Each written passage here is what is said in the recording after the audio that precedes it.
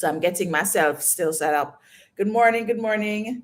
Stacy Hines here. Welcome to Tea Time, coming to you live from a weekend off. This is actually Easter weekend in Jamaica. I mean, it's Easter everywhere, but a lot of countries don't celebrate Easter holidays. I mean, that's one of the things I used to miss when I lived in the States for the majority of the time. I used to miss having these long weekends, but then there were other long weekends that you had in the States that you didn't have in Jamaica. But this one is one of the nice ones because Jamaican people love to party. So they love to party and they take their time off very seriously. So this weekend is a popular weekend to be off the grid, offline, just off. So Good Friday is a public holiday, and then Easter Monday is also a public holiday. So in Jamaica, what you find is that once you roll around to like Wednesday, people just aren't at work anymore. So if you're like me, where you have clients because you're an entrepreneur and you have a consulting company and you have clients, by the time you get to Wednesday, you may not have as many meetings. And then Thursday, it's like Christmas time. Literally, it's like Christmas time, just a shorter holiday. And then, you have a kind of a break, a lull. Most persons are kind of offline until, the following week. So you get a nice long weekend without much interruption. But when I'm in the States, nobody does Good Friday. I don't even know if they do Easter Monday. I don't think they do that at all. I think there's a whole thing about you may have more church activity on the weekend. You have Easter egg hunt, and all of those things. But there wasn't this long weekend. You had to work. So it's a nice difference for me being here and having this experience of having the experience of Easter weekend in Jamaica, taking a chill, just kind of enjoying life. So what that means for me is sleeping late because I don't have to get up to take any kids anywhere on a Friday morning. No school is happening. But somehow I still wake up for tea time. It's Saturday morning. I still wake up. I'm up anyway. So it's not like I'm like jumping out of bed. Oh my God, I can't. No, I'm awake. So, oh my gosh. So anyway, guys, let me tell you that,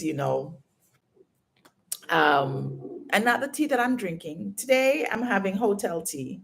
You guys have actually had hotel tea with me quite a bit because I travel a lot. So you get to see me in my element. So this morning, I'm having some green tea. It's just Twinings. I find Twinings to be a very popular hotel brand. So this is Twinings green tea, pure green tea, which I like. I enjoy mine more with honey, but I don't have any honey today. I mean, Honey Boo is with me. I have Honey Boo. He's on the balcony. But I don't have any honey, so I'm having some brown sugar with my tea this morning. What are you guys drinking? Make sure you have your tea. I always talk to you about starting your Saturdays with something warm, something to give you a nice feeling inside. If it's even warm water, I don't know how people can just start their day eating food. You know, help your stomach to wake up. So we're having Twinnings tea this morning, some green tea, and we're gonna talk about my topic changed in the middle of the night. Let's just start there. My topic changed in the middle of the night, right? Um, I was going to talk about just the influence of tradition and history, like the tradition of Easter Sunday and, like the things that our parents raised us with. I was going to talk about how those traditions influence how we live our lives and, whether you're wealthy or not and all of that. But then, no, what Stacy did last night? Stacy was up watching TV till all hours of the morning, which is not something that I do unintentionally. When I'm back home and I'm up, it's because I'm intentionally Netflixing and chilling or Prime and chill with Honeyboo, and I'll stay up and we'll watch a movie or something on a Friday night. but we don't have a TV in the bedroom. And it's something that I actually want now. When I was younger, I didn't want a TV in the bedroom when I was younger, but no, I want a TV. Like I want to be like laid out in the bed, just like watching television. Anyway, he says no, we're just gonna stay without a TV in the bedroom. So that's fine. So we come country now. We come to this fabulous hotel. It's really fabulous, guys. Some 5 star something something. And there are two TVs. There's one right here in the living area, and then there's one in the bedroom. So I came into the room, and it was like, yes, I get four full days with TV in my bedroom. I get to be in the bed. Nobody can tell me that I cannot have a TV in my bedroom because it's already here. So this morning at 1:30, when Stacy's supposed to be fast asleep, because Stacy have tea time this morning. Ooh. Stacy's up watching TV. And it was fine. It was okay at first. I was watching all different kind of foolishness.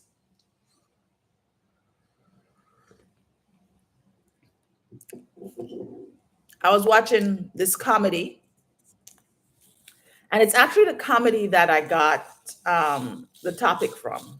This comedy is a British comedy called Death at a Funeral. And I was laughing so hard. You know, when the movie's so funny, the movie's so good, you just are laughing, you can't stop laughing till you wake up the other person at the house. That's literally what happened. I woke up Honey Boo because I was just dying of laughter. It was a really funny British comedy. So it was about this guy whose dad died, and it was just all the things that happen at a funeral. You know, it's just always family drama at a funeral. And in the whole story about the death, they found, one of the things that happened at the funeral was that he found out that his father was having an affair because the person that the father was having the affair with came to the funeral. You know, said is that always happen, right? I mean, you ever read, like in Jamaica, when you read the newspapers, that's another thing that's really cool about Jamaica. When you read the newspapers and you read the people's death statements, I don't know, what are those death statements called, babe? In the newspaper, the death things. Oh, obituary. When you're in Jamaica and you on a Sunday and they post the obituaries in the newspaper, okay? When they post the obituaries in the newspaper, they will tell you the people in business. You will hear that the man was married with 3 children, but then also fathered 6 others with his 2 beloved women. I mean, like they literally put that in the obituary. It's fascinating to me. It's fascinating. The first time, I can't remember who showed it to me, whether it was my mom or my aunt or somebody. The first time they showed it to me, it was fascinating. I was like, them putting the people in business all out there. Suppose this man, was an upstanding community person that never want nobody know that him have 5 women and 20 kids. Anyway, so that's what was happening in this movie. So I'm watching this movie, and the man in the movie was talking about his father, and he's reading the eulogy. And anyway, the person showed up at the funeral, and they were trying to hide the person, and then they ended up knocking out the person, putting the body in the coffin with the father. It was just crazy. Like, I mean, I was cracking up though. It was really funny. And reading the whole thing, and then when he's reading the eulogy, the person that they put in the coffin wakes up. The person that they put in the coffin wakes up and jumps out of the coffin. And the guy is just losing his mind, because then everybody starts to focus on what's going on there. And long story short, I always have these crazy stories to tell you guys. he ends up just kind of shouting at everybody in the room, like, I'm just trying to tell you that my father was a good man, even though his lover just jumped out of the coffin and his wife is sitting right over there, my mom, and that's not the topic of tea time, guys. That's not the topic. It's just how I got to the topic. So, so he tells this horrible, he tells us this he tells this, he's saying the eulogy while all this horrible stuff is happening. And then he gets to the point where he's like, you know what? I'm just trying to pay respect to my dad. He was not a perfect person, but he was an exceptional person. He was an exceptional man. He was really good to a lot of people, extra good to some, but whatever. He was really good to a lot of people. Um, and he always had this saying, and his saying was that in living your life, you have to give things that you want to do a try. He's like, whether it works out or not, you have to give things you want to do a try. Because if you don't try, you will never know whether you're going to succeed or not. Okay? So that's literally, so I'm sitting there cracking up from all of these jokes. And then that's when I was like, oh my gosh, I have to talk about this on Tea Time tomorrow.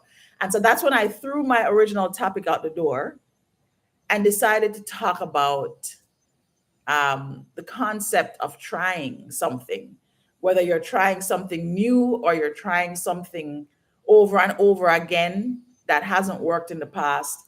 But I just thought that this was really profound because the guy is clearly having a really bad experience on the funeral, the death celebration of his father, celebration of life for his dad. And all of the things start coming out of the woodworks, all of the secrets, all of the things, that the skeletons in the closet, the person in the coffin, like all the secrets start coming out at the funeral. And a lot of times that's when stuff hits the fan. Stuff hits the fan at your funeral, and it reminded me of this exercise that I've been given this exercise by a few coaches, and you guys should try it. I'm going to give you this exercise to do now with AI. If you don't have Chat GPT, download Chat GPT on your phone, right? And do the exercise of having your eulogy written for you. And the exercise, I'm going to explain it in just a couple moments. Okay. I just want to get through the lesson first, but the exercise is really going to help you with seeing yourself through the life you want to create. Because a lot of times it's difficult when you are trying to be successful, when you're trying to manifest something big, when you're trying to change your life. You're trying to transform something about your life because your life is not good enough or your life sucks, or maybe you're in your 20s. I have a lot of people in their 20s that follow me, in their 20s and 30s that follow me. And maybe you're in this stage of life and you're trying to figure out how do I get to success? And I've had a pretty successful life. I never used to think that. I never used to think that I had done enough, but I'm a CEO. I'm a CEO of my own company. I have really big clients. I've worked for really big companies. I've been a president of organizations. I've started foundations. I've been a chairman on boards. I've been a director on boards. So I've had a really successful life. I've raised 3 kids of my own, 2 bonus kids. I failed at a relationship. I've been divorced. Like I've screwed up big time.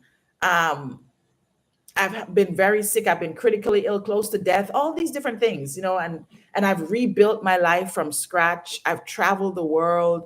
So I've had a bit of success. And I think a lot of times people want to talk to persons who have been able to create success in their lives because you want to figure out what not to do.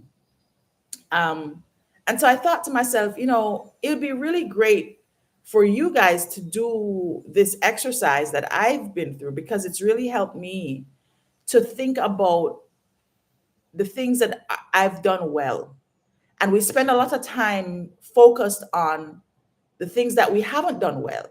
And we spend a lot of time, too much time, when we're trying to manifest or we're trying to dream and do something big. We spend too much time focusing on what's not right or what we haven't done well, you know?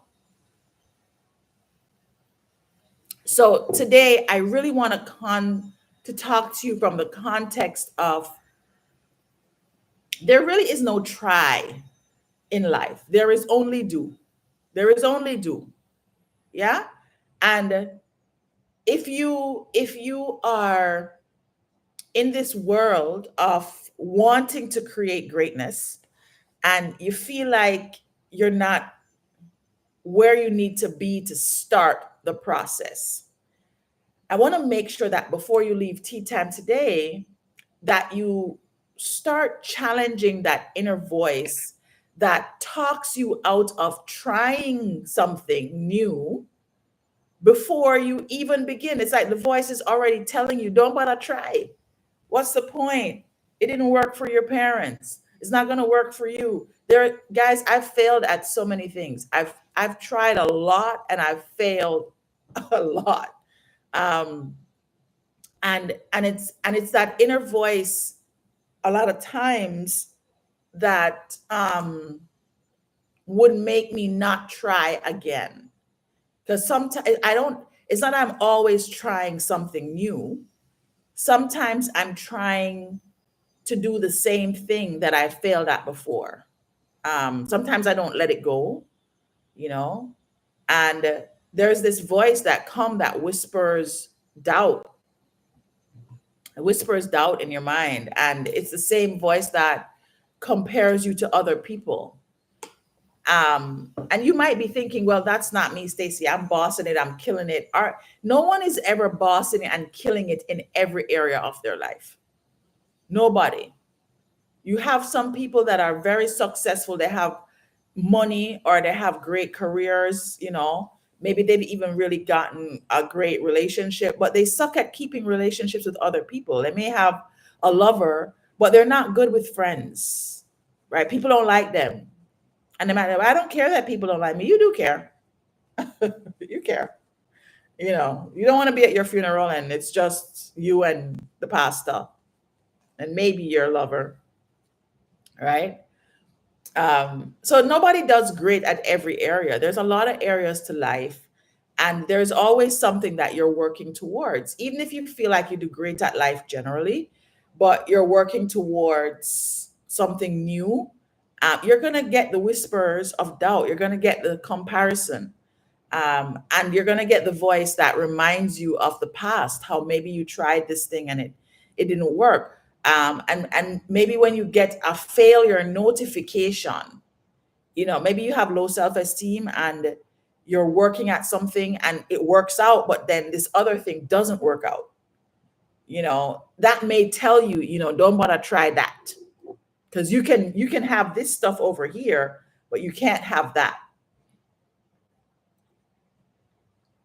So you might start to think, I'm just going to stop trying for this thing, the thing that I really want. I'm just going to stop trying. Um, so, it's looking at your life through the lens of there is always opportunity. And sometimes what you think you're getting, like, for example, you decide that you want to go after this new job. It's a new job opportunity or a new career opportunity. Maybe you're building your business and you get a lead. You start talking to somebody. When I say a lead, meaning you start talking to somebody that you think is going to either get you in through the door, like give you this is the person that you're going to be getting the job with. Maybe they're interviewing you, or maybe you have a friend that knows somebody that worked there, right? And you really start to get attached, or you start to invest in the possibility of getting this job, of getting this career opportunity. And you feel good because you're talking to this person and you're like, yeah, I could be really good for the company. And maybe you even get that first interview. Maybe you even get that first interview and you go in and you have the interview and it doesn't work out. You don't get the opportunity.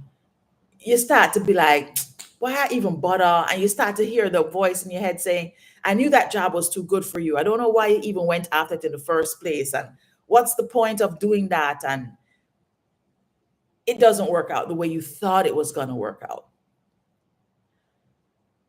If you sit in a space of thinking that you shouldn't have even tried, then you're setting yourself up for the future of not getting more opportunities like that. If you sit in the space of thinking, I shouldn't even call my friend, and you start to wonder if that person may have said something that messed it up for you. What if they're the ones that went back and spoke to the person that interviewed me and told them that I really wasn't good enough for the job? If you start to think those kind of thoughts, you really want to recognize that you're thinking negatively about the situation and cut it off. It doesn't mean that you're not going to have negative thoughts, because it never work out. And when it doesn't work out, you're going to have negative thoughts. That's human. But where you get to control the situation and potentially manifest something else is by focusing on what you wanted generally. Maybe it is that you want to work for this company. You make up your mind, I want to get a job at Microsoft, or I want to get a job at Google, right? And you get this interview and the job don't work out.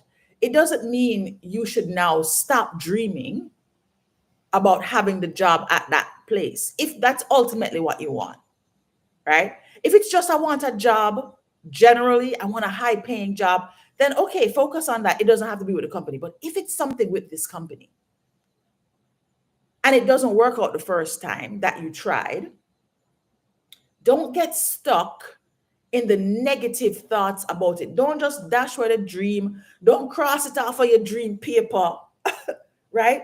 Because that same situation that you applied for, if you instead say, you know what, that didn't work out and it's okay. I'm just going to trust that my opportunity at this company is waiting for me. I'm just going to trust and know that there's greatness waiting for me, the perfect job. Maybe that wasn't the ideal role. And then just let it go. Don't cuss the company. Don't cuss the person that got you the interview. Don't cuss the person that interviewed you. Just don't go down the road. Don't follow the thoughts down the road of the negativity. Do not feed the negative side of the thoughts. Because the moment that you let go of the attachment to having the thing or to getting it the way that you wanted it to be, the moment you let it go, some other opportunity will work itself out. I guarantee it. Some other path is going to work itself out. So that happened to me just recently, where I was approached by somebody on LinkedIn, right, to do something, to come in and do something with their company. And I was like, oh, this is really, really cool. I would love to do this work, so and so. And I was talking to them and it was great. It was sounding engaging, somebody I knew. And I thought, yes, for sure, this is going to work out because I know the person. And they're the ones that recommended me. And it looked like a great opportunity. And I was like, yes, it's going to work out. And then nothing was really happening. It was kind of crickets. And I was like, boy, say, we shouldn't trust these LinkedIn hookups because they don't really mean anything. And you don't know who you're talking to. And people will say that they see your stuff online and they like it, but they don't ever call you back. And I must, and I was like, you know what, Stacey, don't get caught up in the coulda, woulda, shoulda. Don't cuss LinkedIn. There's over 1 billion people on there. You don't know that this opportunity is the way that it works, just because nothing has worked out before. And even if you know the person, don't just cuss them off and think, say, you have to write off the entire platform because that didn't work out. And would you believe, guys, that just this past week, this week that is ending now, I completed an opportunity with somebody that saw me on LinkedIn. And it happened like that. Literally, it happened like that. I mean, when I say to you, between the time the person reached out to me and said, hey, I'd love to talk to you about something for my company. And I was like, okay, sure, this is it. And I was like, oh boy, here we go again. Within 2 weeks, guys, within 2 weeks, I met with the person. They were like, yes, I think we want to do this.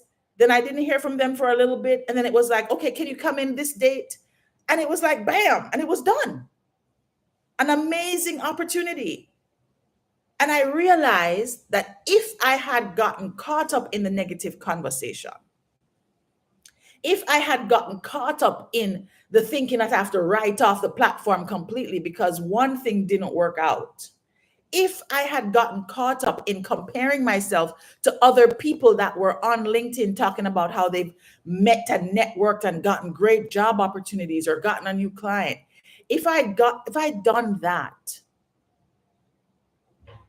then this opportunity would have missed me by. It would have passed me by.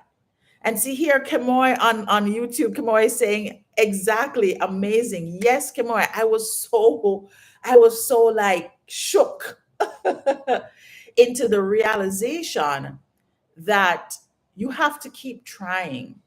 You just have to keep trying. No matter if you have failed in the past, if this is something that you really see an opportunity around, you have to try. But when you're trying, you can't get attached to the thing happening exactly the way that you think it's going to happen, because it doesn't always turn out in the way that you think it is. And a lot of times we give up on our dreams, we give up on our success goals because we believe it's going to happen the way we expect it to. We think it's going to be just like this, as opposed to allowing life to give us a different approach, allowing life to give us a different way that this success is going to unfold for us.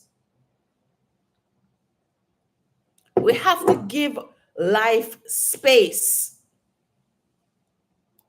to show up for us. Oftentimes, we just get so caught up in it looking this exact way, And so that's one of the reasons why I think Yoda, in all his Star Wars wisdom, right, said it's do or not do. There is no try. Okay? But in real life, what it means is that you're going to start off with a try, but that try is action. That try requires activity, and that trying requires discipline. And I think that's what Yoda was talking about. I think Yoda was talking about the discipline of doing something. Now, if I was not disciplined enough to stick to LinkedIn, if I wasn't disciplined enough to stick to posting on LinkedIn and to responding to messages that come in my feed, then I would never have met this person and I would have never gotten this opportunity. Yeah? If I had just decided that I'm going to let go of my discipline of posting even once a week, if I was going to let go of that discipline, then I would have missed this opportunity.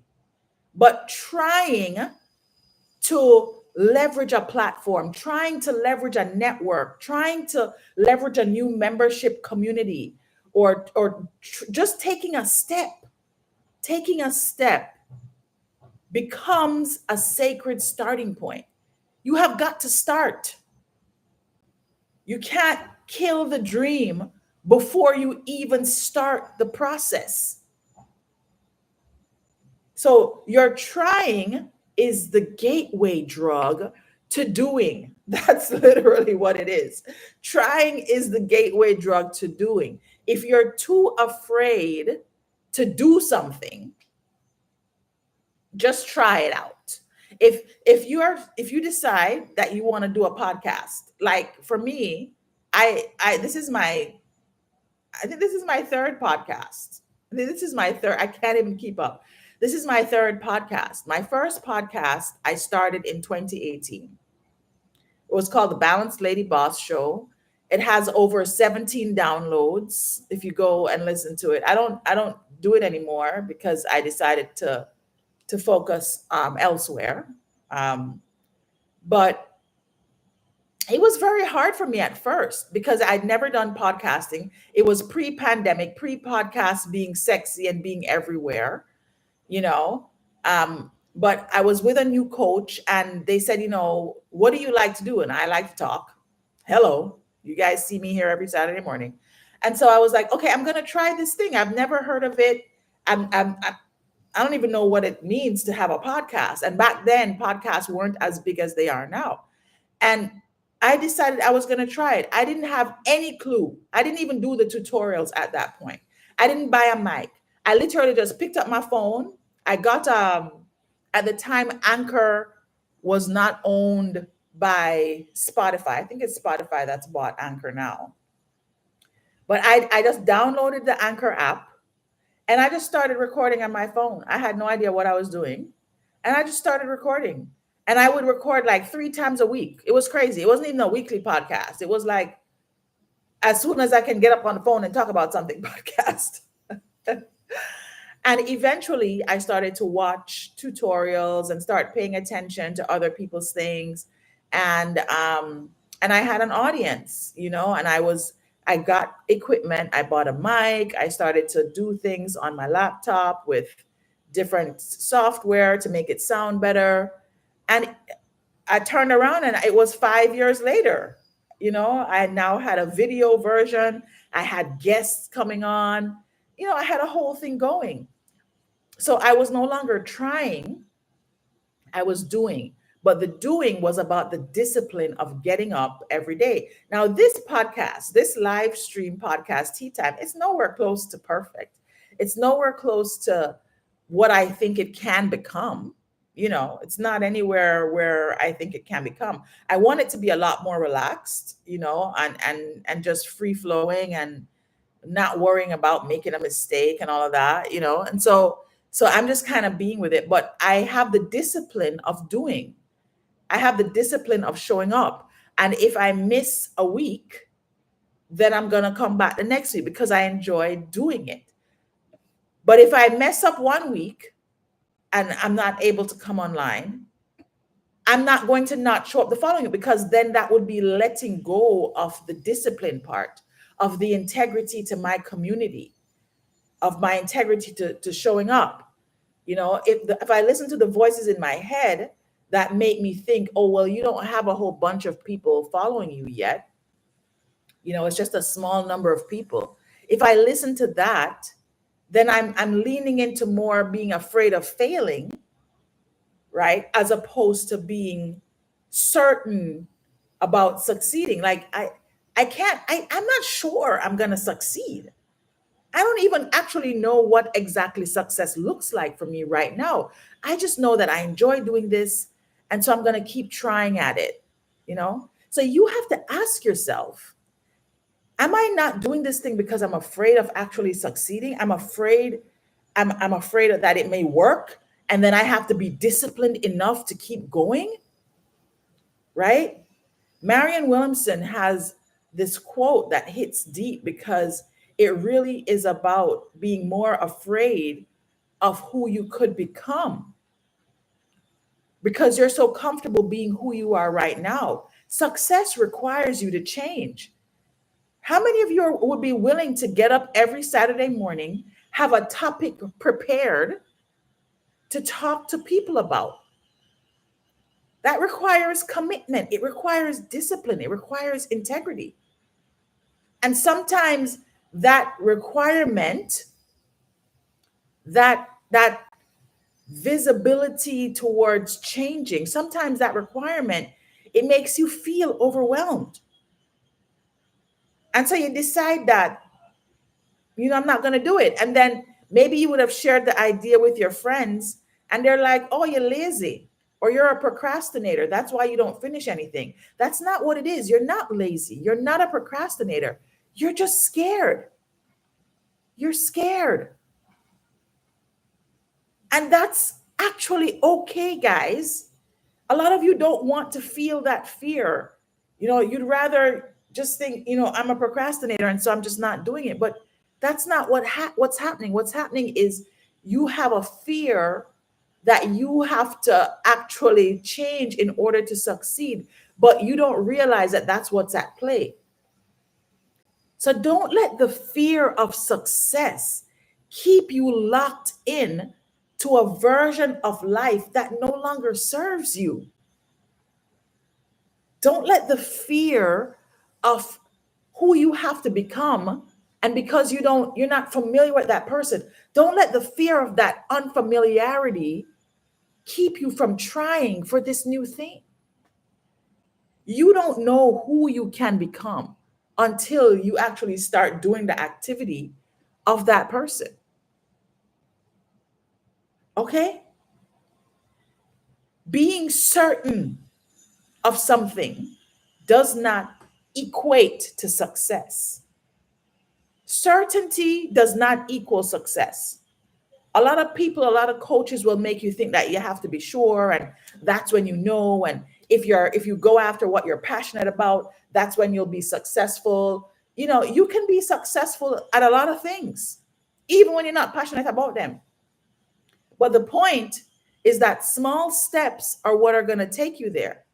You want to wait for the perfect time and you want to wait for the perfect clarity, or I have to be ready, or I have to be the right age, or I have to have the right tools. I have to have the right knowledge. Success does not wait for perfection. Success rewards motion. Success rewards action. Success rewards the trying, not just the doing. Clarity comes through the activity, because if I had given up on LinkedIn and decided that I'm just not gonna engage with people that DM me about opportunities because they're just all selling me something and they don't really want to buy my services, if I had taken that on and decided that I was not gonna act on LinkedIn anymore, then I would not have won this opportunity. Okay? So I'm telling you guys, your great moment is always waiting for you. And it's not one great moment, it's the next great moment, because life is filled with multiple moments of greatness. And if you figure that greatness is just in one bucket, then you're already leaving all of the other greatness buckets out there. I would not have gotten to where I am today if I had said in my 20s, because I didn't succeed at doing this particular job, I got laid off from that company. And so I can't be in tech anymore because I got laid off from a tech company. If I had said that, then I wouldn't be running my own tech company today. I wouldn't have created millions of dollars of solutions for other people's tech companies. If I had said when my marriage failed, oh, and that's a big one. If I had said when my marriage failed that no other man is going to love me, I have 3 kids, so I can't have a successful relationship because somebody's going to look at me and be like, oh my gosh, she's got 3 kids. Oh, that's just too many people. That's just too many people to take on. If I had listened to the inner voice and the things that other people told me, then I would not have kept trying to create love for myself. I would not have gone on dates with people that didn't work out. I would have been stuck in thinking that there are no good men out there. I'd have just been stuck in that quicksand and sunk into the loneliness. And I would not have this amazing relationship that I have now with my honey, who just books me at a 5-star resort because he knows that, we need time together. And we've been just so busy on the grind working it. we haven't had time, and then just whisks me away to some beautiful place because he knows that I miss him and I've been seeking time away and connection. I would not be having that experience today if I had gotten stuck in the failure of my marriage, or gotten stuck in the failure of the other relationships that I had gotten into, or the dating, the men that I had dated. Okay. So I want to give you guys a very simple formula that you can try, right, on your own to create success in whatever area you want. Okay. It's called the success trio. We're gonna the try trio. Okay. We're gonna be trying at life. We're gonna always try at life. We're gonna try to create success. Thank you for my new follow. I just got a couple new follows on TikTok. Thank you so much for my new follow. I appreciate you. Thank you for joining my wonderful community of thriving and manifesting and creating the life that you want. So here's your try instead of talk yourself out of it formula, right? So if you have something in your life that you're going for and you keep talking yourself out of it, it could be that lover, it could be that job, it could be that company. Maybe you have a business idea and you want to be an entrepreneur, but you're not sure how to do it. And you're confused by all this noise. It could be a career thing. It could be that snatched up body that you need to get. You want to try yet another diet, another workout regimen. You want to do something, right? So stop talking yourself out of it. Okay? Just we're gonna give you this formula. So the first thing that you do is you want to name what it is that you want to try. Say it out loud. Write it down. I'm a big fan of writing down the thing that you want to try. So name it, say it. Okay? I want to create an amazing love life. Say it out loud. I want to create an amazing love life. I want to experience love like no other. I want to experience being booed up and just, sprung. Say it, write it down. Okay. What is it that you want to try, but you keep putting it off? I want to try dating again. I want to try being able to accept love again. Write it down. Then commit to 10 minutes, just 10 minutes, just 10 minutes of the thing that you are trying. So if it is that you're seeking love and you want to try something, maybe you want to try 10 minutes of being on a dating app, or 10 minutes of going to a location where you've seen people that you could potentially hook up with. You're going to go sit, and you're going to sit at a table maybe by yourself, or at the bar by yourself, and you're going to start conversation. You don't have to take somebody home with you the same night or the same moment. That's not what I'm saying. Just try engaging with somebody. Try interacting with somebody that you could potentially find attractive. Raising conversation. Maybe it's not love. Maybe it is that you want to change your physical well-being. Maybe your health is off and you want to do something to help your body. Okay, name that thing. Say it out loud. I want to create an amazing physical structure that looks good and feels good. Name it, write it down. I want to be the healthiest I have ever been in my life. Name it, write it down. Then 10 minutes. Get up for 10 minutes. Go on a walk. 10 minutes. That's all you got to do. 10 minutes a day. Just set an alarm for yourself. Get your phone out. Set a reminder. 10 minutes. I am going to go to the gym. You might think 10 minutes at a gym is not enough. Guys, listen, yesterday I did 10 minutes on the stair stepper. And it wasn't straight. I did 5 minutes and I stopped, went and did something else, went back, did 5 more minutes. Ain't no shame in my game. I'm not trying to be this person that tells you I'm at the gym with the trainer and we did an hour and it was no. I did 10 minutes on the stair stepper.